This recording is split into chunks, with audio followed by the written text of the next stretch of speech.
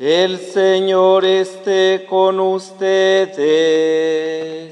Y con tu espíritu. Del Santo Evangelio según San Mateo. Gloria a ti, Señor.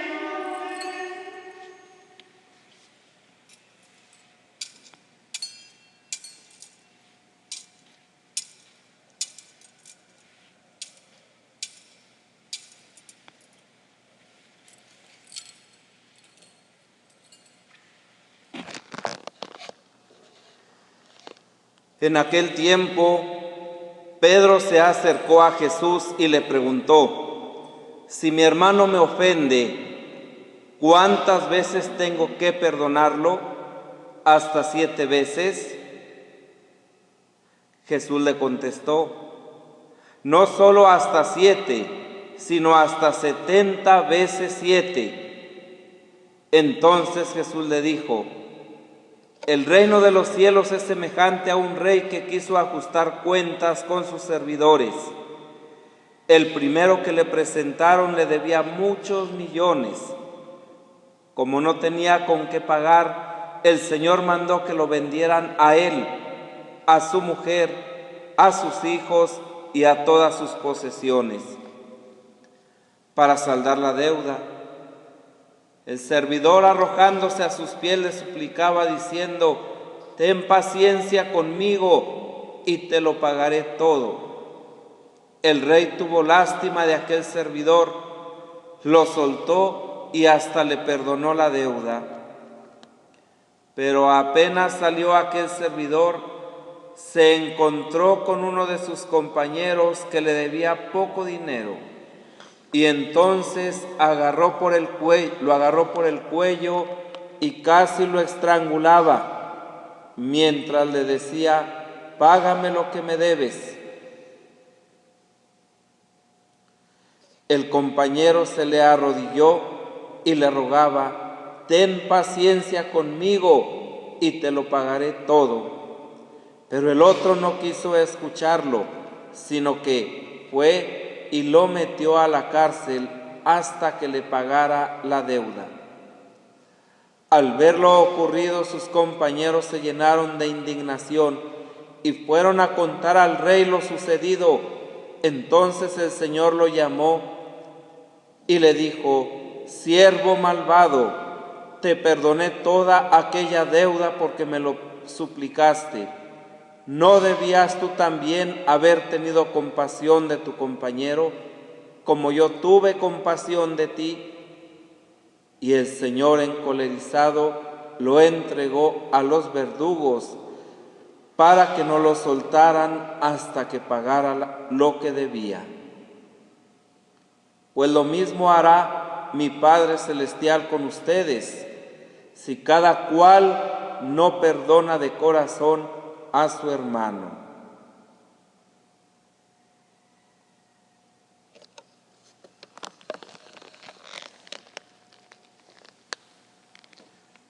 Palabra del Señor. Gloria a ti, Señor Jesús.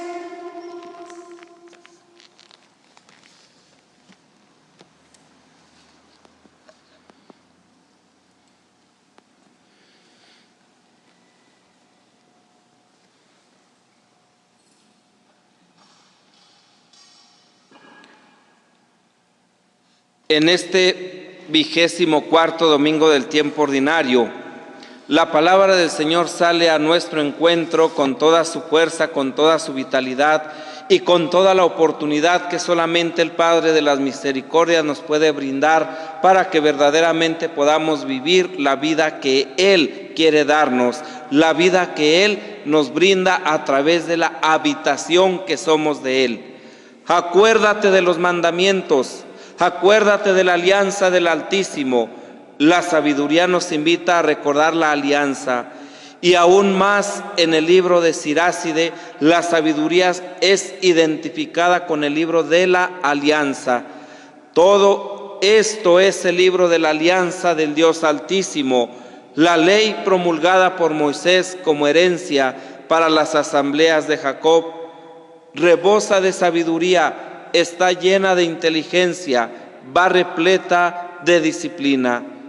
Esta es la relación que el sabio de Israel a caballo entra en el siglo III y el segundo antes de Cristo. Establece en la Torá ciertamente. Ben Sirá no es un legalista. La ley para él es la ley de la vida. Se refiere en este sentido al libro del Deuteronomio y la tradición de los profetas. Entonces, acuérdate, recordar principalmente que existe un novum, un punto, un término, un fin último de la vida, de la historia, de la creación. Acuérdate de tu fin y deja de odiar. Escucha el mandamiento: no tomarás venganza ni guardarás rencor a los hijos de tu pueblo. Amarás al prójimo como a ti mismo. El mandamiento más importante. El perdón es la actuación ordinaria, cotidiana, del mandamiento doble del amor a Dios y al prójimo. Y hay una correspondencia entre el perdón humano y el divino que Ben Sirá acentúa en este texto. Esta correlación formulada en el Antiguo Testamento está corroborada en el Nuevo. En el comentario del Padre Nuestro, Jesús declara: si ustedes no perdonan a los demás sus culpas, si ustedes perdonan a los demás sus culpas, también se les perdonará a ustedes de parte del Padre Celestial. Pero si no perdonan a los demás, tampoco su Padre les perdonará sus culpas a ustedes. Pablo, en la segunda lectura, afronta un asunto espinoso. La comunidad cristiana está dividida entre quienes denomina fuertes y débiles. Es un problema delicado. Los débiles se abstienen de comer carnes y guardan un determinado calendario. Son vegetarianos y celosos cumplidores de un rígido ascetismo. Los fuertes, por el contrario, comen de todo sin ningún problema y no hacen distinciones de días. Entre ambas partes ha surgido una disputa de recíproca acusación y condena. Pablo les exhorta a la acogida mutua. Acójanse unos a otros como también Cristo los ha acogido para gloria de Dios. No destruyan la obra de Dios por una cuestión de comida. Y para que sea posible una acogida mutua y común, cada cual actúe según su propia conciencia. Nadie debe reivindicar pretensiones sobre los demás, un derecho de posesión inexistente sobre el hermano o los hermanos. Pablo distingue entre lo secundario y lo importante, y el problema, el motivo de la contienda es marginal, aún sumando todos los elementos de la discusión. Sin embargo, el punto central sí lo reafirma. Es el principio universal de la pertenencia a Cristo. Es fundamental que la comunidad reconozca que Cristo es efectivamente el único Señor, en virtud de su muerte y resurrección. Por tanto, cada uno está llamado a comprobar su pertenencia a Cristo, la autenticidad de su fe y, respecto al tema aludido, la acogida al hermano. Solamente quien reconoce a Cristo como el Señor y solamente quien reconoce en sí el señorío de Cristo es capaz de acoger al hermano. Por su parte, en el Evangelio estamos en el corazón del denominado discurso eclesial o comunitario de Mateo, que ocupa todo el capítulo 18. La principal interpelada es la comunidad cristiana, la iglesia, la asamblea de los llamados. El discurso no está dirigido a extraños, sino a hermanos que viven juntos. Se trata de dar consistencia al amor fraterno. Señor, ¿cuántas veces tengo que perdonar? La pregunta de Pedro es clara. La cuestión es de cálculo, el límite o las fronteras del perdón. 7 veces. ¿Hasta cuántas veces, llegados a un punto, basta? Porque la paciencia tiene un límite. Jesús, como de costumbre, le contesta con una parábola. Y quien quiera entender, que entienda. Es un drama de corte sapiencial en 3 actos, sin paralelo en los otros sinópticos. Los protagonistas: un rey y sus siervos. El primer acto, estructurado con una lógica extraña, abre el drama. Está el rey y decide ajustar las cuentas con sus sirvientes. Le presentan a un siervo con una deuda enorme. Nuestra traducción del Evangelio nos dice muchos millones. Otras traducciones dicen 10,000 talentos. Imposible de saldar. Un talento correspondía a 36 kilos de oro en peso o a 10,000 denarios en monedas. Si un denario era el jornal de un obrero, para que el siervo hubiera podido pagar la deuda, debería haber trabajado una cantidad inconmensurable de años. Y aunque el rey hubiese logrado vender a aquel siervo con toda su familia y sus bienes, habría obtenido más bien poco. La venta de un esclavo oscilaba entre 500 denarios. Si eran 4 o 5 miembros de familia, fíjense ustedes, como mínimo o como máximo 2,000 denarios. Y le debía 10,000. La propuesta del siervo: ten paciencia, te lo pagaré todo, es completamente absurda. No puede pagarlo. Sin embargo, lo sorprendente es la reacción del rey: Señor, a la súplica del siervo, tuvo compasión.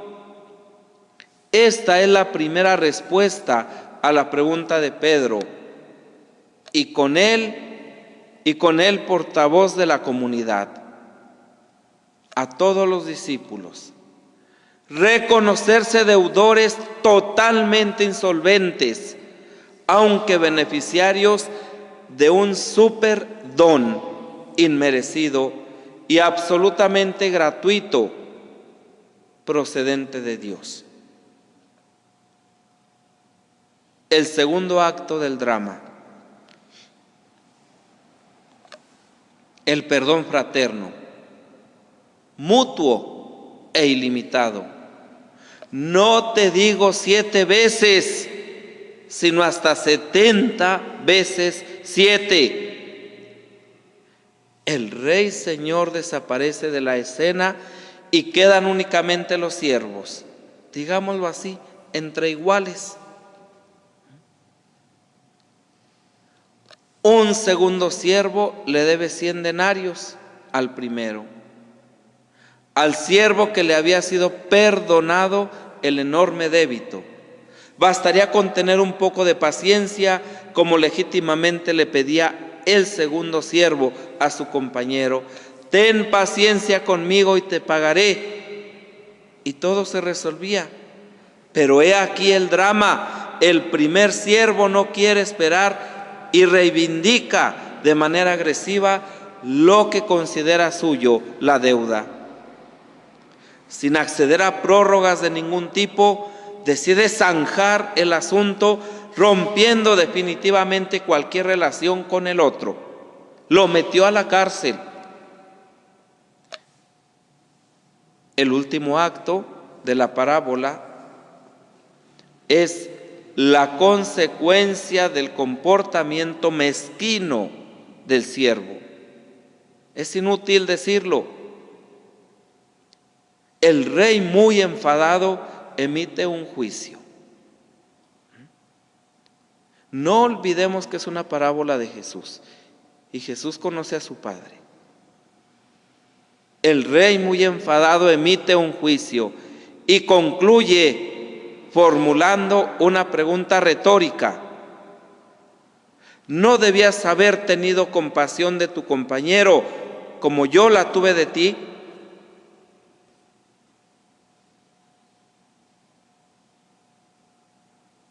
Volvemos al principio. Acuérdate de tu fin y deja de odiar. ¿Cuál es el fin? Las cosas últimas de las que habla la Escritura. Si nos fijamos en la página del Evangelio de Mateo, el fin se refiere al reino de los cielos, que ya sabemos que no es un lugar. Y si hojeamos la carta a los romanos, coincide con el Señor. Vivamos para el Señor, muramos para el Señor, del Señor somos. Por lo tanto, vivamos para Él. El reino de los cielos, el ser de Dios, el corazón de Dios, es el horizonte último de la historia. Cristo resucitado es el acontecimiento último del hombre, pues el perdón mira al presente desde el fin, es decir, del novum, del escatón, de lo definitivo que está por venir. El perdón no se sitúa en un plano ético, sino escatológico. El perdón es la profecía del reino. En el texto de Mateo hay dos dimensiones en tensión: la comunidad cristiana que vive en el tiempo imperfectamente y el reino de los cielos, que domina el fin de los tiempos. El perdón como posibilidad ilimitada de relación y convivencia fraterna en el presente, también es la condición gratuita ofrecida de acceso a la comunión con Dios. Allí donde el pecado es ruptura, donde el pecado paraliza el reino delante de mí, allí donde el pecado rompe la relación, el perdón la restablece, la reconstruye y consolida los vínculos fraternos. Se trata de abrir las puertas de nuestro corazón al amor más grande, al amor gratuito, al amor que nos ha amado primero. Más precisamente, se trata de abrir las puertas de nuestro corazón a la misericordia de Dios y permitirle que vivifique lo que el pecado mata. Se puede decir que la fuerza del perdón es la paciencia, entendida como esperanza, oración y empeño por la conversión propia y del hermano. Perdonar conlleva, en cierto sentido, participar de la paciencia divina. Él es paciente, Él clemente, el compasivo, el misericordioso y el fiel. El primer movimiento del perdón es tener paciencia, aceptar las imperfecciones propias y ajenas. El segundo consiste en dar, estar en actitud de disponibilidad, de darse, de donarse, de ser generoso y de acogida, de ofrecerse con el confesor, con el ofensor, para darle un abrazo fraterno, el abrazo del perdón, el abrazo de la reconciliación, el abrazo que Dios me da porque me ama.